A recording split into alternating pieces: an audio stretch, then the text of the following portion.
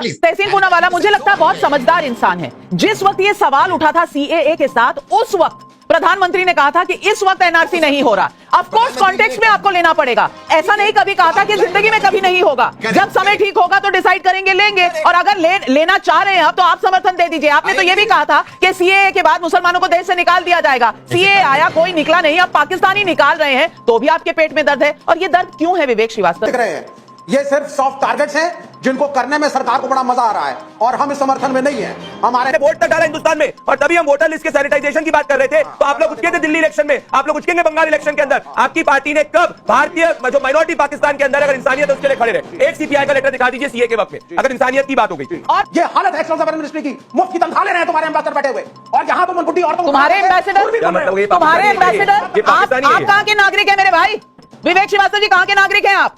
कहाँ के नागरिक हैं? भारत के? खाएंगे यहाँ, रहेंगे यहाँ। पाकिस्तान जाके रह लीजिए ना, पाकिस्तान जाके रह लीजिए। वहाँ लोगों को खाना नहीं मिल रहा, बिजली नहीं मिल रही, आटा नहीं मिल रहा, वहाँ पर पानी भी नहीं मिल रहा। किस तरह की बात कह रहे हैं? आपके एम्बेसडर आप किस देश से आते हैं? आप किस देश से आते हैं? ये इनका हो गया, ये बैठ। दोस्तों, आज डिबेट में बीजेपी प्रवक्ता भंडारी और एंकर नविका कुमार ने डिबेट में विवेक श्रीवास्तव को पाकिस्तान समर्थक कहकर जमकर लताड़ा।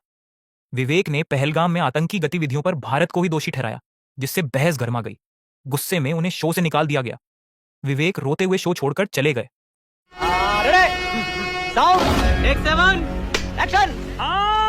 ने अपना पाकिस्तान की नागरिकता नहीं छोड़ी और भारत की भी साथ में चाहते हैं। एक हाथ में लड्डू, एक हाथ में पेड़ा रखना चाहते हैं। उनके लिए इतने आंसू?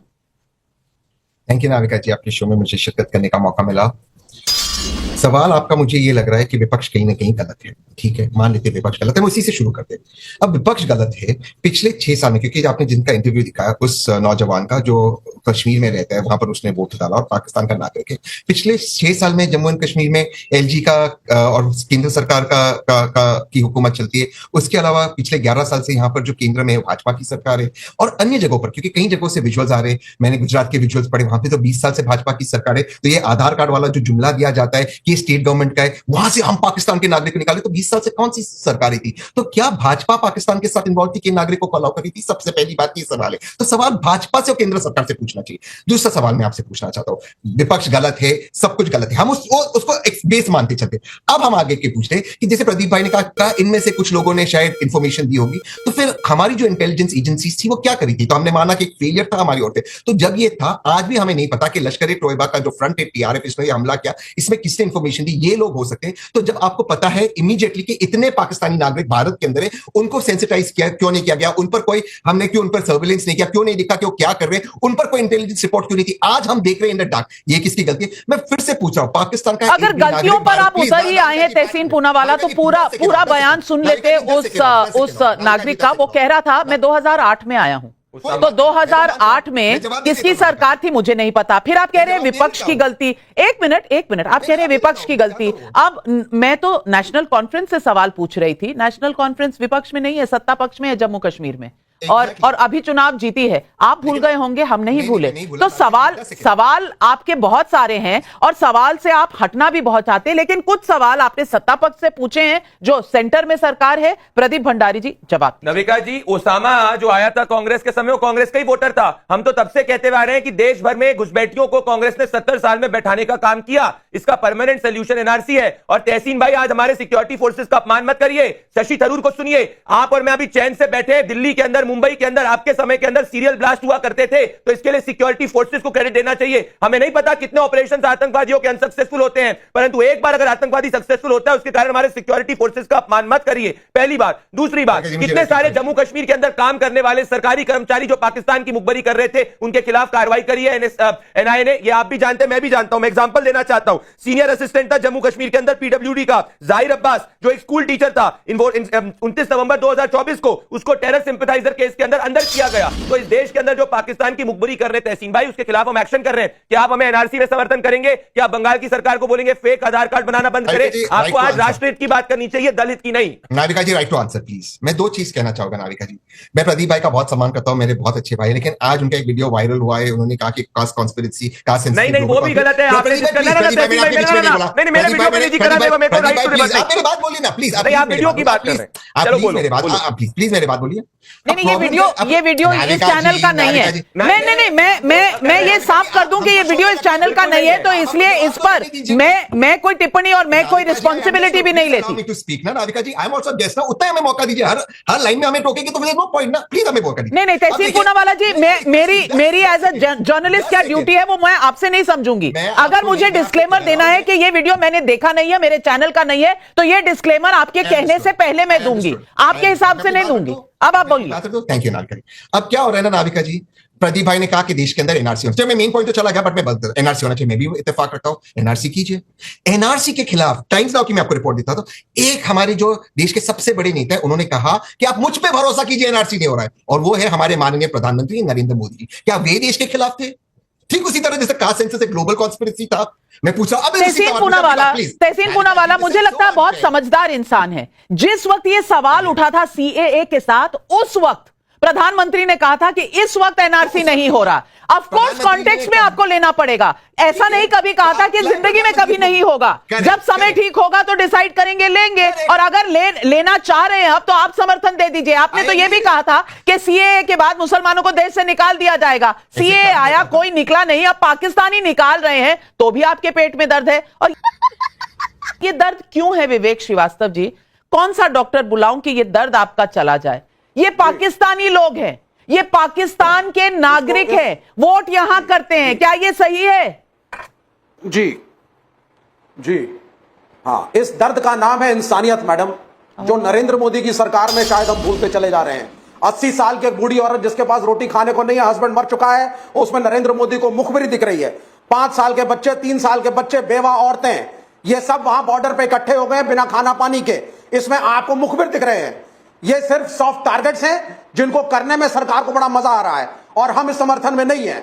हमारे हिसाब से इनको वापस भेजिए जहां ये थे, और आपको अगर एक्शन लेना था आप 10 साल में सिस्टमैटिकली लेते। ये झटके में उठा करके रिलोकेट कर देना लोगों को, ये ना मानवता है और ये ह्यूमन राइट्स के खिलाफ है।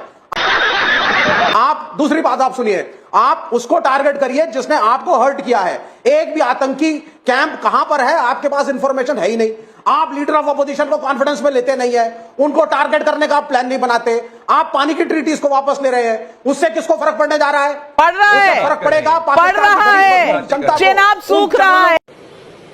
अच्छा, पड़ेगा। सिंध में प्रोटेस्ट हो रहे हैं, दर्द आपको हो रहा है, आप इंसानियत की बात कर रहे हैं। और इंसानियत ये वही है जो चीन वाले वॉर में आपने इंसानियत दिखाई थी। चीनियों को आपने खून दिया था, आपने भारत के सैनिक जब मर रहे थे चीनियों को खून दिया था, ये आपकी इंसानियत है। और तब आपकी इंसानियत को क्या हुआ था? तब आपकी इंसानियत को क्या हुआ था जब हिंदू और सिख मर रहे थे पाकिस्तान में? सीएए कानून बना उनको इंसानियत दिखाने के लिए। तब आपके पेट में कहां गई थी दर्द? और तब आपको इतनी दर्द क्यों हो रही थी जब इंसानियत दिखाई जा रही थी? और तब आपकी इंसानियत कहां चली गई थी? ये मुझे बताइए प्रदीप भंडारी, ये कितना बड़ा धोखा है भारत के साथ। नविका जी, हम कह ही रहे पाकिस्तान की बैटिंग करने के लिए, कवर फायर देने के लिए विवेक श्रीवास्तव जैसे लोग हैं।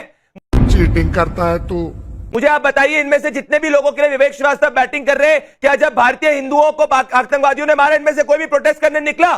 क्या जब पाकिस्तान के अंदर माइनॉरिटी हिंदू है उनके खिलाफ इनने आवाज उठाई? सीए के वक्त में विवेक श्रीवास्तव उनके लिए क्या मानवता दिखा रहे थे? क्या आतंकी मुल्क के लोगों के साथ हम इंसानियत दिखाएंगे और अपने लोगों को छोड़ देंगे? और ये बताइए विवेक श्रीवास्तव 70 साल तक कौन सा गोरख धंधा था? इनने वोट तक डाला हिंदुस्तान में, और तभी हम वोटर लिस्ट के सैनिटाइजेशन की बात कर रहे थे तो आप लोग उचके थे दिल्ली इलेक्शन में, आप लोग उचकेंगे बंगाल इलेक्शन के अंदर। आपकी पार्टी ने कब भारतीय जो माइनॉरिटी पाकिस्तान के अंदर अगर इंसानियत है उसके लिए खड़े रहे? एक सीपीआई का लेटर दिखा दीजिए सीए के वक्त में, अगर इंसानियत की बात हो गई। और पब्लिक भी आज सवाल पूछ रही है। विकास कुमार सिन्हा का व्हाट्सएप पर सवाल है, अगर इस तरह की बात पाकिस्तान में होती तो क्या पाकिस्तान उस व्यक्ति को स्वीकार कर लेता? किशोर कुमार विद्रोही चंडीगढ़ से पूछ रहे हैं, पाकिस्तानी पासपोर्ट होने के बावजूद इन लोगों का आधार कार्ड, इलेक्शन कार्ड आखिर कैसे बन गया? ये सवाल तो केंद्र सरकार से पूछना पड़ेगा।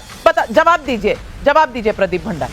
नहीं, ये बात वाजिब है, परंतु मैं मान रहा हूं और हम कह रहे हैं वापस से नविका जी की परमानेंट सोल्यूशन एनआरसी है। हम लेटर एंड स्पिरिट में एनआरसी के साथ में सीए के वक्त तहसीन पूनेवाला के लोगों ने झूठ फैलाया था, कांग्रेस पार्टी ने उस कॉन्टेक्स्ट में था और इन्हें कहा था मुसलमानों की नागरिकता जाएगी, मुसलमानों की नागरिकता नहीं गई। आज देश के सामने इनको माफी मांगनी चाहिए, एनआरसी का समर्थन कर दे, हमें कोई दिक्कत नहीं है। पर आज मैं तहसीन पूनेवाला से पूछूंगा, ये 2008 में जो आया जिसने ओसामा जिसने वोट करा, वो वोट बैंक तो आपका ही है ना सर। हम तो तब से कह रहे हैं ममता बनर्जी कांग्रेस पार्टी घुसपैठियों को लाती है, आधार कार्ड देती है और उसको अपना वोट बैंक के रूप में इस्तेमाल करती है। और तहसीन पूनेवाला जिस मेरे वीडियो की बात कर रहे हो, मैं स्टैंड करता हूं, सब करते हैं, हिंदू कॉन्शियसनेस ही सर्वोपरि। आपने जातिवादी बात करी, हम जाति को कभी भी जो है पॉलिटिकल टूल के रूप में इस्तेमाल नहीं करते। पर आज पाकिस्तान की मुखबरी मत करिए आप। संजय मिश्रा बदोही से पूछ रहे हैं, मत करो। संजय मिश्रा बदोही से पूछ रहे हैं, अब पता चला कि शाहीन बाग में कागज नहीं दिखाएंगे वालों को सपोर्ट करने वाले ये सब क्यों कर रहे थे? जवाब दीजिए, ये पब्लिक का सवाल है। नाविका जी, मैं याद दिलाना चाहूंगी प्रदीप जी को, शायद सीमा हैदर को ये भूल गया है, जब ये ब्राइड बनकर हमारे हिंदुस्तान में आई थी तो डोल नगाड़े निकालकर यही निकले थे कि एक पाकिस्तानी बेटी आई बहू बन गई। उस वक्त तो ये इनको एनआरसी वगैरह याद नहीं था। आपकी ही चैनलों पर हमने देखा कि किस तरीके से उसको वार्मली वेलकम किया गया, तो ठीक उसी तरीके से वो तो इंसानियत है ना। पर इस वक्त जब हमारे देश के नागरिकों को मारा जाए तो इंसानियत तब आपको क्यों याद आती है? प्रदीप भंडारी जवाब दीजिए। नविका जी बिल्कुल, पर उसके बाद इनने हमको किया क्या? पाकिस्तान ने हमारे 26 से ज्यादा भारतीय हिंदुओं को इन्होंने मारा और आतंकवादियों ने हमला किया और किसी ने कुछ नहीं किया। हर चीज का एक टिपिंग पॉइंट होता है और वो टिपिंग पॉइंट क्रॉस हो चुका है, यही मैं कहना चाहता हूं। बिल्कुल, हमने 1 नहीं 2 नहीं 3 नहीं 4 मौके दिए, 10 मौके दिए, पर हम समझ चुके हैं कि नहीं हो सकता, तो जड़ से हम उखाड़ रहे हैं और हम कह रहे हैं ये आतंकी मुल्क है, ये मैटर ऑफ पॉलिसी है। पर आज मैं विवेक श्रीवास्तव से पूछूंगा, नविका जी जो गूगल करके चीज देख रहे हैं, मेरे पास ये रहा विवेक श्रीवास्तव की पार्टी सीपीआईएम का एग्जैक्ट लेटर है, जुलाई 22, 2015 को इन्होंने कहा था याकूब मेनन जैसे आतंकवादी को छोड़ दो। तो मैं इनसे ओपन चैलेंज करना चाहता हूं आपके शो पे, कब आपने हिंदू अगर इंसानियत थी तो माइनॉरिटीज इन पाकिस्तान के लिए कब इंसानियत दिखाई विवेक भाई? क्या पाकिस्तान जाकर उनको यहां पे लेके आओगे जो हिंदू है वहां पे? पहले आप एक पहले रिटर्न दरखास्त टाइम्स नाउ और नाविका कुमार को दे दीजिए कि विवेक श्रीवास्तव को थोड़ा टाइम दे दे बोलने का और रिबट करने का टाइम दे दिया करें। पहले तो ये आप कर लीजिए। चलिए बोलिए, बोलिए, 45 सेकंड आपके शुरू हो गए। सुनिए, आपने जी थैंक यू। कोई भी डॉजियर बना करके भारत सरकार एक्सटर्नल अफेयर मिनिस्ट्री ने यूनाइटेड नेशंस और किसी भी मुल्क को अब तक नहीं दिया है। फॉरेन मीडिया में चीख चीख करके जब लोग पूछ रहे हैं, एम्बेसडर्स की एक मीटिंग जो हिंदुस्तान ने बुलाई थी, तो उन्होंने कहा as of now nothing written has been given to us and we do not know what happened. ये हालत है एक्सटर्नल अफेयर मिनिस्ट्री की। मुफ्त की तनख्वाह ले रहे हैं तुम्हारे एम्बेसडर बैठे हुए और यहां तुम उन बुढ़ी औरतों को तुम्हारे एम्बेसडर